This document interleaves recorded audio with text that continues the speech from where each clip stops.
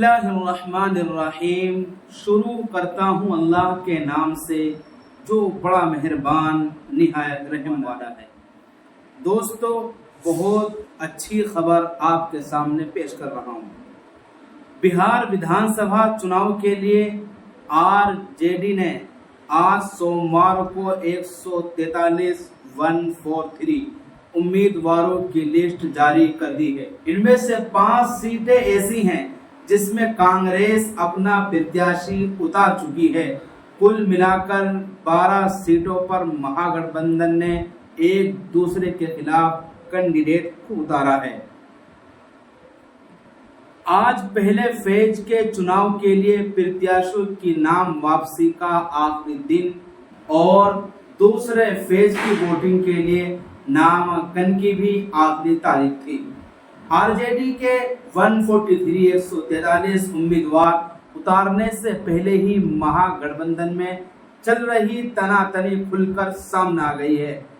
दोस्तों, कांग्रेस नेता पप्पू यादव ने कहा कि आरजेडी गठबंधन धर्म का पालन नहीं कर रही है, इसलिए कांग्रेस को गठबंधन तोड़ देना चाहिए। कांग्रेस ने रविवार देर रात चौथी लिस्ट जारी कर दी थी, जिसमें 6 कैंडिडेट्स के नाम हैं। पार्टी ने अब तक 60 कैंडिडेट्स का ऐलान कर दिया है। पहले फेज के इलेक्शन को 2 हफ्ते का समय बाकी है। इस बीच 24 अक्टूबर को प्रधानमंत्री नरेंद्र मोदी बिहार दौरे पर रहेंगे। वहां जननायक कर्पूरी ठाकुर के गांव जाकर उन्हें श्रद्धांजलि देंगे।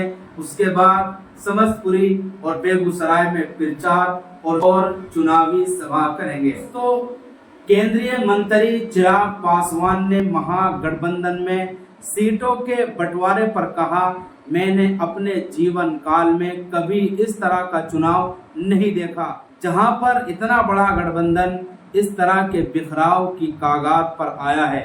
महागठबंधन अब तक सीटों की संख्या भी तय नहीं कर पाया है। ऐसी कमरों में बैठकर यदि इन नेताओं को लगता है कि हम मिल जाएंगे तो कार्यकर्ता भी मिल जाएंगे, तो ऐसा नहीं होता है। एनडीए पहले ही मजबूती से आगे बढ़ रहा था, लेकिन अब महागठबंधन ने खुद कई सीटों पर हमारी मुश्किलों को आसान कर दिया है। आरजेडी ने महागठबंधन में तनातनी के बीच 143 उम्मीदवारों की लिस्ट जारी कर दी है। पार्टी के सीएम फेज तेजस्वी यादव वैशाली के राधोपुर सीट पर चुनाव लड़ रहे हैं। मलुक नागर ने कहा, ये कोई नई बात नहीं है कि कथित INDI यानी कि इंडिया गठबंधन बिहार में समझौता करने में असफल रहा हो। देश के किसी भी राज्य का नाम बतलाए जहां ये गठबंधन सफलतापूर्वक समझौता कर पाया हो, आपको इंडिया का कोई सा भी राज्य ऐसा नहीं मिलेगा। बिहार विधानसभा चुनाव के लिए कांग्रेस ने देर रात अपनी चौथी लिस्ट जारी कर दी है। इसमें 6 कैंडिडेट्स के नाम हैं। चौथी लिस्ट में 3 मुस्लिम उम्मीदवारों को मैदान में उतारा है। वाल्मीकि नगर से पार्टी ने सुरेंद्र प्रसाद कुशवाहा को टिकट दिया है और सिकंदरा से विनोद चौधरी पर पार्टी ने भरोसा जताया है। इसी के साथ कहलगांव से परवीन सिंह कुशवाहा को कैंडिडेट घोषित किया है। भाजपा प्रदेश अध्यक्ष डॉक्टर दिलीप जायसवाल ने रविवार को बताया कि प्रचार की रफ्तार आगे 30 अक्टूबर को तेजी से होगी, जब प्रधानमंत्री मुजफ्फरपुर और छपरा में जनसभाएं करेंगे। प्रधानमंत्री समस्तीपुर में शुरुआत करते हुए ताबड़तोड़ 12 रैलियां करेंगे। ये दौरा बिहार विधानसभा चुनाव के लिए एनडीए कार्यकर्ताओं में जोश फूंकने का काम करेगा। दोस्तों, इसी चुनाव के मैदान AIMIM ने अपने 25 उम्मीदवारों की पहली सूची जारी कर दी है। इस सूची में पार्टी के बिहार अध्यक्ष अख्तरुल ईमान को अमोर से मैदान में उतारा है।